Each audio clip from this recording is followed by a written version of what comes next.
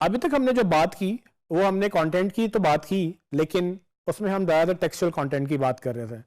Textual content तो अपनी जगह इंपॉर्टेंट है, लेकिन हमने जैसे देखा कि अगर लेंथी टेक्सचुअल कंटेंट है तो वो बोरिंग हो जाता है या वो लोगों को डाइजेस्ट इजीली नहीं होता।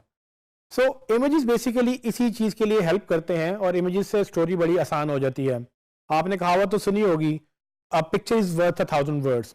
सो ये कोई बिला वजह ऐसे ही कहावत ही बन जाती, असल में ये बिल्कुल फैक्ट है। सो मिसाल के तौर पे अगर मैं आपको ये कहूँ कि एक सैमसंग का एक नया मोबाइल आया है जिसका नाम गैलेक्सी नोट 9 है और उसके ये फीचर्स हैं, उसका कैमरा बहुत अच्छा है और उसका डिज़ाइन बहुत अच्छा है, उसके साथ स्टाइलिश भी है।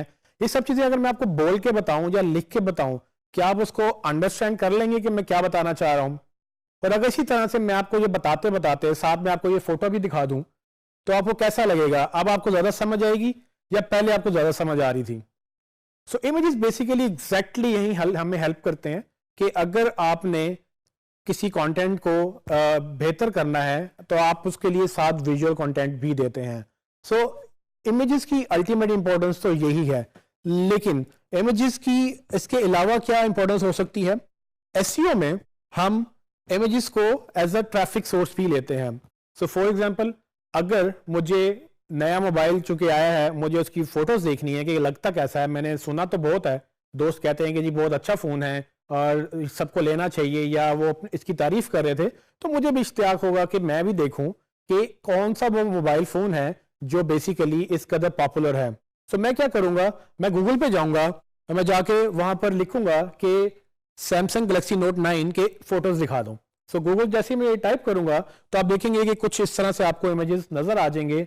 ये इमेजेस आ कहां से रहे हैं? सो बेसिकली ये इमेजेस आप ही की वेबसाइट से आ रहे हैं, गूगल सिर्फ इनको इंडेक्स करता है आपके लिए। और अगर मैं इसको देखना चाह रहा हूं तो पॉसिबिलिटी है कल मैं इसको खरीदना भी चाहूंगा। सो अगर आप इमेजेस की एसईओ अच्छी करेंगे तो आप भी यहां पर रैंक कर सकते हैं, और जब आप रैंक करेंगे तो पॉसिबिलिटी है कि आप ट्रैफिक गेन कर लेंगे। सो बात वहीं पर वापस आती है कि हम जब कीवर्ड रिसर्च करते हैं तो हमें उसमें यह भी अंदाजा हो जाएगा कि कितने लोग सैमसंग गैलेक्सी नोट 9 ढूंढ रहे हैं और कितने लोग उसकी सिर्फ फोटोज ढूंढ रहे हैं, और फोटोज के बाद वो अपना डिसीजन शायद ले लें। सो हमें ये देखना है कि अगर हम वेबसाइट अपनी इस तरह की है कोई कि जिसमें हमारे इमेजेस का कंटेंट है, तो इमेजेस हमें डालने हैं और उसको प्रॉपर्ली ऑप्टिमाइज भी करना है।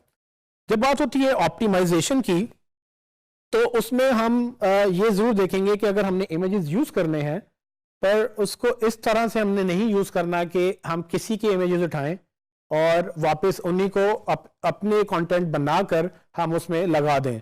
सो होता क्या है कि डिजिटल में कॉपीराइट्स भी आपको देखने पड़ेंगे। आप सिर्फ अपने इमेजेस लगा सकते हैं, आप किसी का इमेज नहीं लगा सकते, क्योंकि वो कॉपीराइट की वायलेशन होती है और कॉपीराइट की वायलेशन आपने नहीं करनी। आपको, अगर आप अपनी वेबसाइट पे काम कर रहे हैं तो आप खुद इमेजेस क्रिएट करें, अपने ग्राफिक डिजाइनर से करवाएं, या आप कोई फ्री टूल्स भी यूज कर सकते हैं जिनसे आप इमेजेस क्रिएट कर सकते हैं। अगर आप थोड़े प्रोफेशनल हैं, अगर आपको डिजाइन आता है या आपको टूल्स यूज करना आते हैं, तो आप एडोबी फोटोशॉप या इस तरह के दूसरे टूल्स यूज करके इमेजेस क्रिएट कर सकते हैं।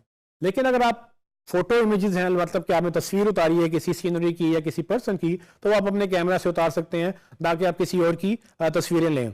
आप इंटरनेट से तस्वीरें ले सकते हैं अगर वो कॉपीराइटेड नहीं है। सो आपको जब गूगल में आप सर्च करते हैं तो आप इस तरह के इमेजेस ढूंढ लेंगे जहां पर वो आप लिखा होता है कि ये कॉपीराइट वायलेशन नहीं करते हैं। लेकिन बहुत सारी ऐसी वेबसाइट्स भी हैं जो आपको images, free to use images आपको अलाउ करती हैं। आप नेट पे जाएंगे तो आप इमेजेस सर्च करेंगे और उसमें देख लेंगे कि वो आपको किस तरह की कॉपीराइट अलाउ कर रहे हैं। सो मेक श्योर ये कर लें कि इमेजेस यूज करें। बहुत इंपॉर्टेंट है आपकी ना सिर्फ विजुअल अपील के लिए, आपकी वेबसाइट के कंटेंट के लिए, बल्कि गूगल से ट्रैफिक के लिए भी। लेकिन सिर्फ आपको ये देखना है कि वो कॉपीराइटेड नहीं होने चाहिए।